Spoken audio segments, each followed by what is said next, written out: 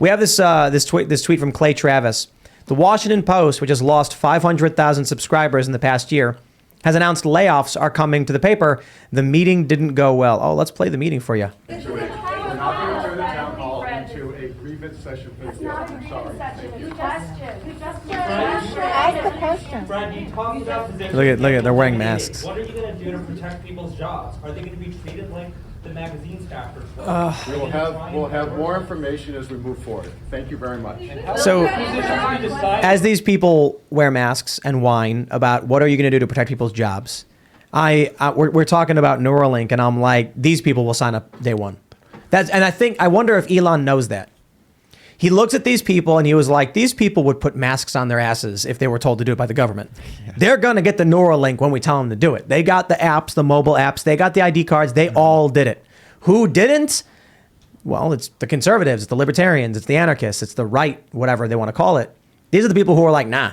How do you convince them to do it? You got to win them over. That was the point of the tweet I was making, basically. Like, as if this is going to happen.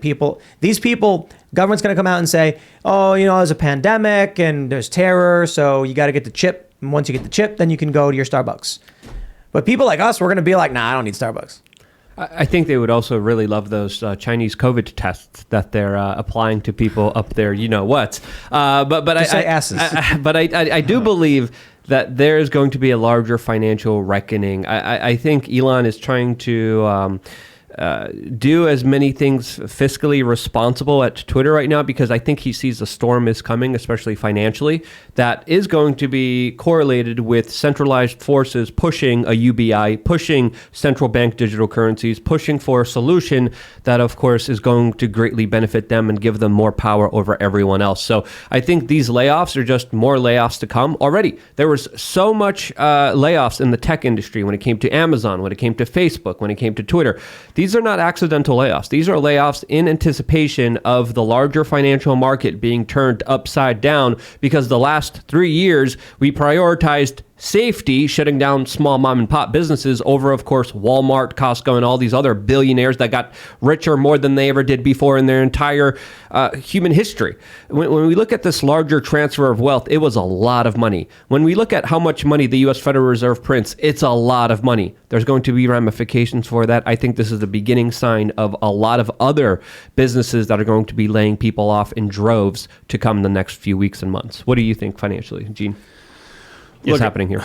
I think almost everything you said is I would agree with 100%. And we are facing a financial reckoning because it's not just issues like this, but it's government with the printing money, with spending money on just anything, just dealing it out like it's candy at Halloween. Yep. Is not a good way to run your society. So there is a reckoning that's coming. I don't know what the influence with the Washington Post though, with this particular video. I mean, it sounds like they've lost subscribers from what I understand. Yeah, 500,000, I think. 500,000. That's a ton of folks. That's a ton of people. But look, I mean, you can't run a business if you lose 500,000 subscribers. You can't continue to. And so hopefully it's a lesson that, hey, maybe they could actually try to report on some things in a little bit more of a balanced direction, but they're not going to take that lesson. These workers are going to vote communist in 2 seconds. Right.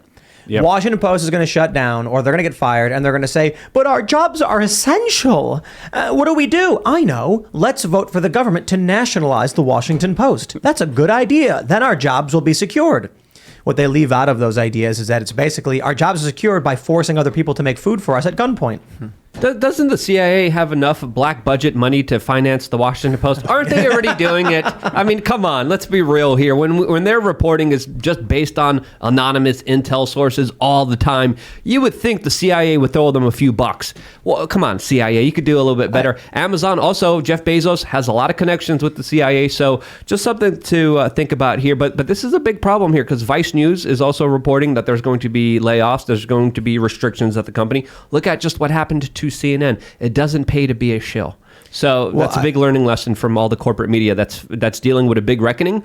As independent media, I mean, you're doing good. I'm doing good. We're growing. Yeah, we're expanding. Look, if we had anywhere near 500,000 subscribers, that would be just absolutely bonkers. Game changer. Absolutely. So I just do the math. 500,000 members, and it's $10 a month to be a member at Timcast.com. yeah, you're talking $60 million a year.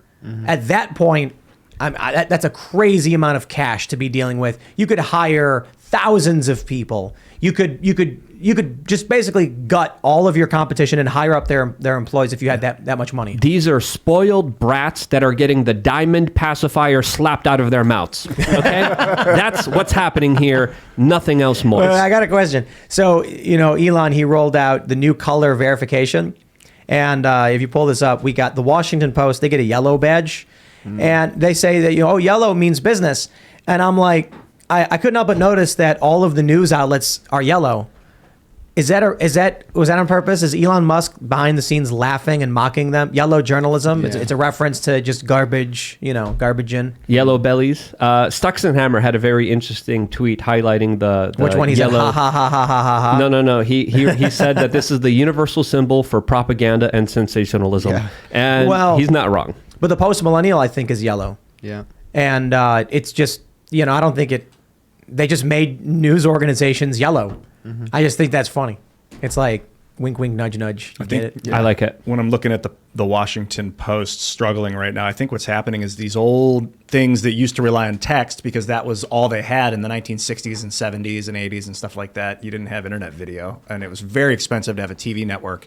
They're still relying on this lame-ass text. Like, text is fine for what it is, which is to get a piece of data across it. There's no emotional value. So when you're trying to explain emotions, use internet video. You need to be hiring people to be making internet videos. Cut down on your overhead. Wait, they can be working from home, man. Stop giving them tips and advice. Dude, okay? I'm just so Stop sick it. They don't need the help. They shouldn't get the help. It's the employees I care about. They're them. shills for the CIA. Don't give them advice, Ian, please. I want you to understand what's going on with the old guard versus the new guard. And I'll use a very simple analogy. I want you to imagine a large waffle.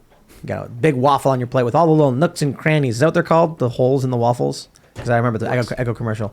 And so, what this podcast is delicious, organic, fresh maple syrup, maybe from Vermont.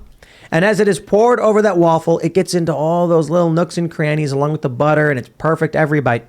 What the old guard media is like taking a sheet of paper and placing it on top of the waffle. It doesn't get into the cracks. My point is, the reason why these kinds of shows and this kind of news is taking off is because we don't just say, headline, as Roe v. Wade repeal looms, video game industry stays silent. What we do is we expand upon that. We get in depth with it. We all talk about it. We bounce ideas around. Then we ask the audience to talk about it. So what I mean by filling all the nooks and crannies is we're trying to hit every crevice, every point that we can. Whereas what the Washington Post does, they don't even give you a blanket view. They don't even cover the waffle. They give you this twisted line of butter that goes in a random direction, and you're like, that's it. What is this? It's not even the real story. They're selectively filling certain points to make you think wrong things. I would say that independent media is raw milk butter. Washington Post is canola oil. That's the way for me to help people understand this personally myself. But margarine. Yeah, exactly. But Gene, what do you see happening? Because more and more independent media is getting a bigger voice. We're becoming more prominent. How do you see this kind of media landscape moving forward? Because it does seem like the old guard, the dinosaur media, the prostitutes, the horse dream media, they're just going down in droves. And I hate to celebrate something negative, but it's good to see a changing of the guard myself. Look, it's really good to see a changing of the guard. The stuff that you guys are doing, the stuff that other folks are doing is fantastic because you're covering issues that people care about. And you're talking about things in depth in a way that people care about, not in a way that some person based in Washington, D.C. is deciding how to tell you about the information. You are engaging on it, and you're having an in-depth discussion. I mean, it's free, it's open, people like to listen to it, they're a part of the conversation. But another piece of this, though, with the old legacy media that I don't hear a ton of folks talking about is so much of the legacy media has been centralized and nationalized, right? And so every story is coming out of Washington, every story is coming out of D.C., of New York, whatever. Local news, truly local news. We once had local newspapers all across this country that reported on things that affected things in communities, things that actually affected folks' everyday lives. And those have all gone by the wayside. And I think personally that's a huge tragedy, because folks don't even know what's going on in their own neighborhoods, their own towns, their own local cities, but yet they can probably tell you what, Nancy Pelosi said, or what Donald Trump said, or what anyone said, because everything's become so nationalized. And if we can support local outlets again, or find a way to get the local news covered, and then with the independent outlets cover the actual issues, I think we'd be in a much better place as a society. I think also another solution for Elon Musk there, instead of just having yellow verified badges, you should have glowing verified badges for all the intel agency connected news organizations that aren't really news organizations. They're just doing PR for some of the richest people in this world and the special interests who are really in charge, pulling the strings behind Joe Biden. But that's just my 2 cents. And you know what he should do? These verification badges should not be optional. So like he's basically saying if you want to get verified, you got to get Twitter Blue, and then if you're an official advertiser, you get the business verification.